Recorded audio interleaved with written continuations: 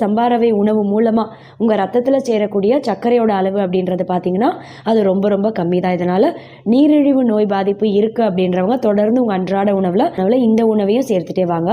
வளர்கிற குழந்தைகளுக்காகட்டும் இல்லை கர்ப்பிணி பெண்கள் 2 பேருமே கண்டிப்பாக சாப்பிட வேண்டிய முக்கியமான ஒரு உணவு இது. ஏன்னா வளர்கிற குழந்தைகளுக்கெல்லாம் பார்த்திங்கன்னா தேவையான புரத ஊட்டச்சத்து அப்படின்றது இதில் ரொம்பவே அதிக அளவில் இருக்குது. இப்போ ஒரு 1/2 கப்பு சாப்பிட்றாங்க அப்படின்னாலே அது மூலமாக பார்த்திங்கன்னா கிட்டத்தட்ட ஒரு 6 கிராம் அளவுக்கு புரத ஊட்டச்சத்து அவங்க உடலுக்கு போய் சேர்ந்துடும்.